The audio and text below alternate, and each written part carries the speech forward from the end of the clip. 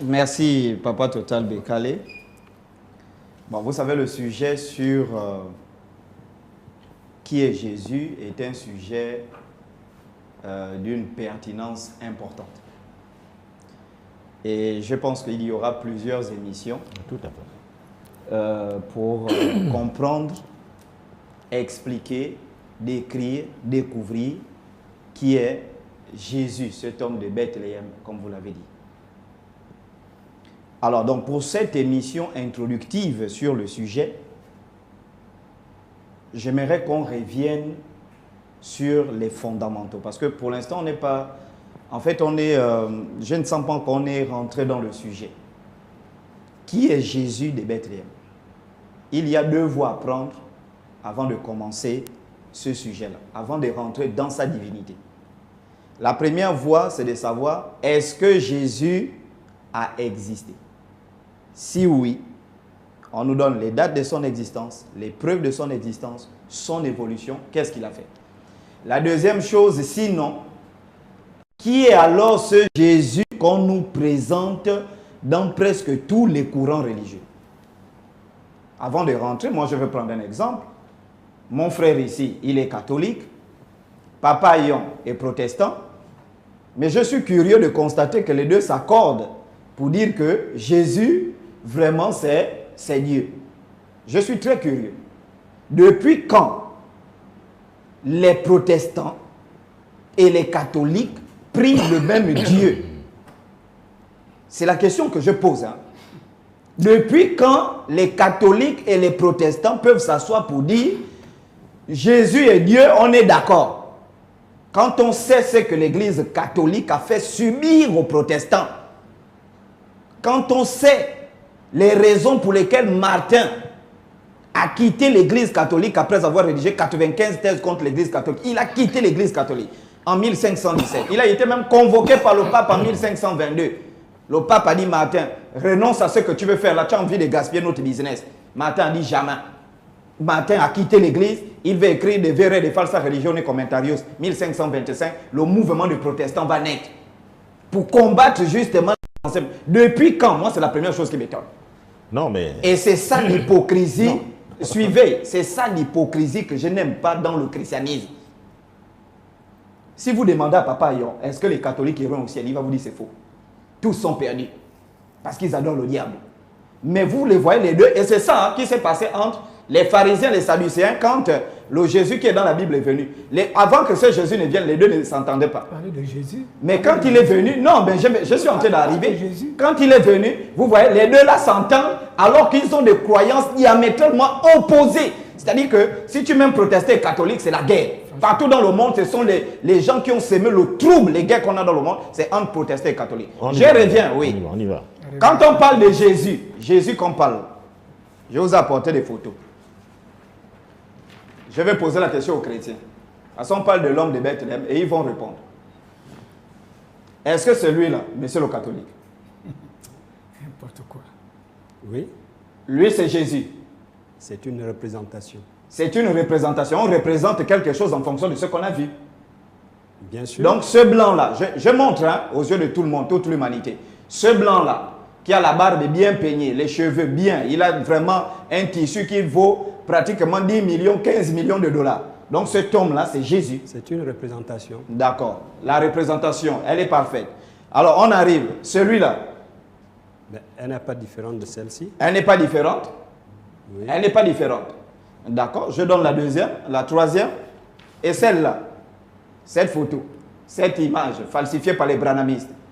La peinture d'Hoffmann. C'est une représentation. C'est une représentation. Oui. Donc, est-ce que les deux représentations-là sont pareilles? Quand on prend ces deux représentations-là, monsieur le catholique, bien sûr, quand on prend les deux représentations-là, en fait, est-ce que ces deux Jésus-là sont pareils? Moi, j'ai comme l'impression ici que c'est un Français et ici, on a plus un Américain. Je ne vois pas ce que vous voulez prouver. Mais attendez, je vais vous prouver déjà les mensonges qui gravitent autour. C'est pourquoi je suis étonné quand toi, tu crois au même Dieu que Papa Yon. Parce que si je montre ça à Papa Yon ne croit pas que ça c'est Jésus. C'est vrai ou c'est faux? Le boss. C'est vrai. Ça c'est Jésus, non? Monsieur Chocolat. Est-ce que ce sont les... Est-ce que c'est Jésus? Vous permettez? C'est pas Jésus, non? Vous permettez? D'accord, allons-y. Je poursuis.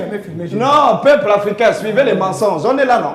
Bon, ça c'est Jésus américain, il n'y a pas de souci. Un mensonge. Pourtant, ces images-là sont adorées dans les églises. Ça, ces images-là sont adorées. Ces gens-là sont adorés. Allons-y. Ça, c'est un Jésus. Il est de quelle nationalité, lui? C'est une représentation de quelle nationalité? Bon, elle a l'air plus asiatique. Asiatique. Oui. D'accord. Donc, les Chinois ont leur propre représentation oui. de Jésus. Oui. Très bien. Allons-y, on poursuit. Et celui-là, cette représentation? C'est africaine, c'est évident.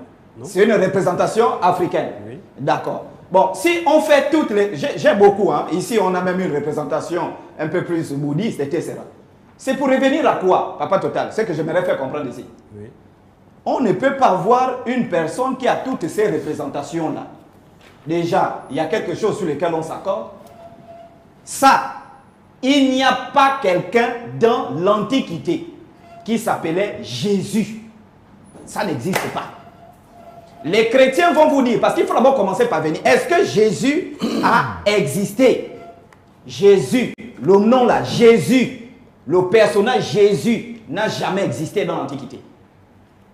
Mais est-ce que c'est le nom? Je suis formel. Oui, non, le nom compte. Pourquoi? Parce que si vous me dites, le personnage qui existait, c'était Yeshua, et la traduction en français, la traduction française, c'est Jésus, alors donnez-moi la traduction française de Michael Jackson en français. Michael Jackson, c'est en anglais. Donnez-moi la traduction en français. Donnez-moi la traduction en français de Barack Obama. Donnez-moi cette traduction en français.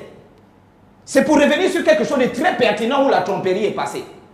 Les livres historiques qui n'avaient rien à y voir avec le personnage de Yeshua, certains ont parlé de l'existence d'un homme qu'on appelle Yeshua, qui était rabbin, qui a été tué. Et parmi les livres historiques, nous avons Flavius Joseph, qui va écrire l'Antiquité juive 93-94.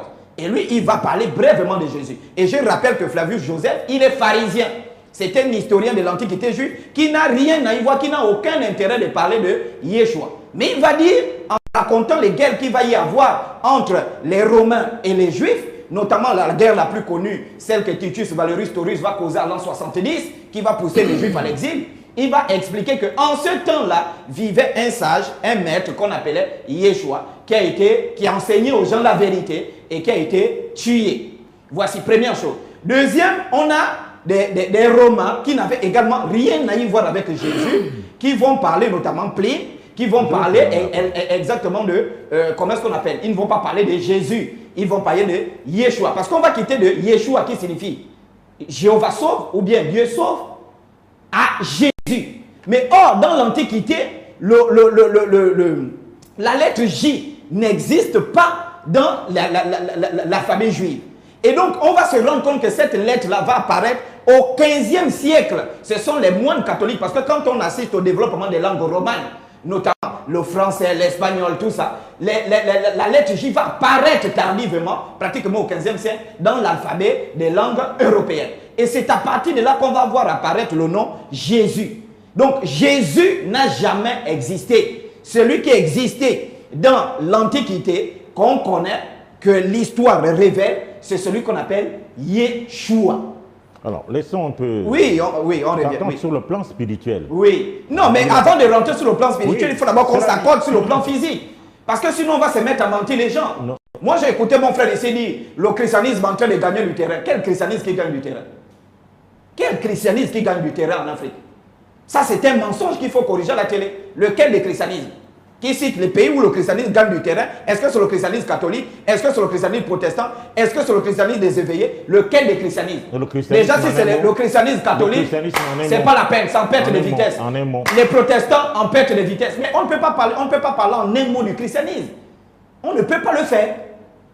On ne peut pas parler en un mot du christianisme parce que déjà les deux qui sont là, l'un croit que l'autre est chrétien, l'autre croit que l'autre n'est pas chrétien. Donc on ne peut même pas parler d'une unité du christianisme.